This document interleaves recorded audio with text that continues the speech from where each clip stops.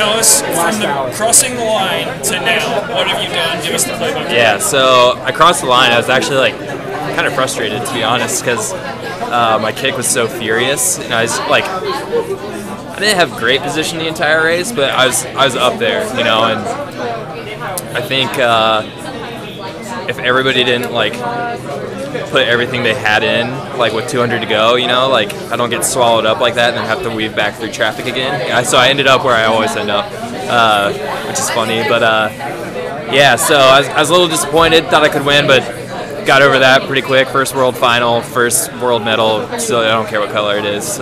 Silver's good. And then they bring us into the up to the middle where the medal ceremonies are. And Elliot Giles comes up to me and he says, "Hey, it's under protest. I don't know what's going on or why, but they're looking at something." And then it was about 40 minutes from that point before I heard like what they were actually looking for.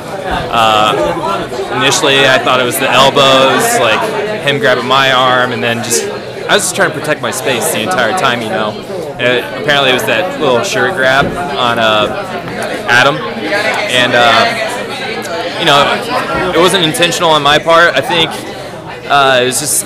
I think it was honestly just the bib. It was like fluttering off the back of his shirt, and I just like caught it with my finger.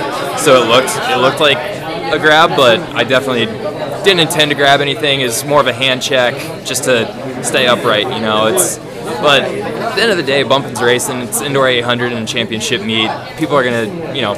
I think I had somebody's elbow in my rib cage for about 300 meters of the entire race. When Giles told you, like, emotionally, well, at first I was like, about me? You know, like this, they're protesting for something that I did because I felt like I was protecting my space the entire time. Yeah, and then my girlfriend was up there and Katie Mackey was up there, and I was just like, you know, trying to get, like, they were on their phones looking through like Let's Run's Twitter, FlowTrack's Twitter, and just like trying to find out what the infraction was. Yeah, I was pretty heated for a little while, trying to stay calm though, and like, I don't know, I was talking to Michael Johnson up there. I was like, how often do these things get overturned? He's like, it's 50-50. So yeah, it's just a way. So Danny's the one who filled me in on exactly what they were looking at. But yeah, that was like probably 45 minutes after the race was over. So yeah, it was a long time just like trying to figure out why it was taking so long to get my medal.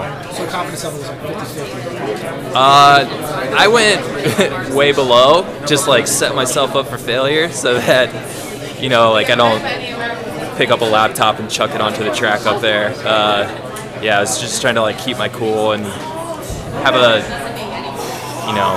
somber reaction to bad news if bad news came. How did you react when you got told the news, and who told you? Well, I found out on Twitter, actually. IAAF Twitter tweeted that I had been reinstated, and I just kind of like read it out loud. I was sitting on the ground, kind of hunched over, and Katie was there, and my girlfriend Chantel was there, and they were both super excited. I'm just like, I'm still trying to ramp back up to that like emotional level of like, I'm a silver medalist, you know. So I'm kind of had that moment like a little bit taken away from me for a little while. So I'm just trying to get back to that elation level. So you were in the area by the medals were being handed out the entire time? The entire time. Yeah.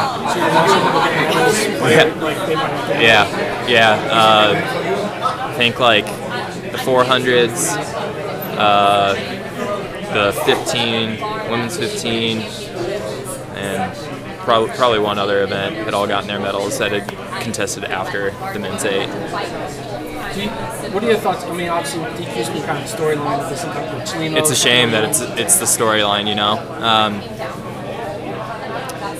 In my opinion, the rule book is written for people who are blatantly trying to seek an advantage. And when the world leader in the 400 takes one step on a line and blows out everybody in this heat, he wasn't seeking an advantage. It didn't even create an advantage. Yeah, it sucks. Another thing, they need to do heat press bibs if that's going to be cause for a DQ, just accidentally snagging somebody's paper bib. They just need to do the heat press thing, or just get rid of the ones on the back. I don't even know why they're there. Yeah. Did it feel any different to you, like from a normal indoor 800, or did it just feel like general, like it always? It was chaos from the break for the rest of the race. I felt great. I knew I was boxed in for like most of it. But yeah, I haven't done too many international races, and I definitely haven't been that far up in the pack in many international races. So I know that the style is a little more bump and grind, you know, but there's no way to really prepare for that. But luckily, like, I'm one of the bigger guys in the race and can kind of hold my own, and I'm not going to get bullied out there. I'm going to protect my space and kind of rely on those old high school football days and hold my ground. Was the fact that Courier wasn't here and Brazier not making the final affect your strategy, knowing that there's no two big finals? Yeah, I'm sure it did. I didn't really have to plan for a scenario where either of them were in it, because Courier was out before the prelim, so you don't really plan for a final before you get through the prelim, or at least I don't. But I raced the people who were here, people who showed up and qualified to the final, and tried to make the most of it. This time a year ago, I don't think anyone would have predicted you would have medaled in this race. When did you know it was, this sort of shakeup was possible? Yeah, I've always had a lot of belief in myself.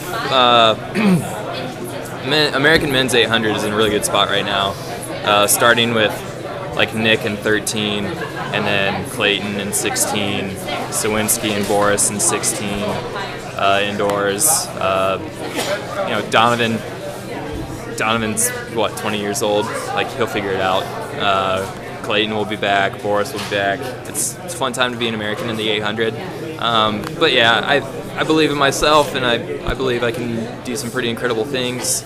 But the last year has just been this like steady build. I get better every race. I'm learning more and more every race.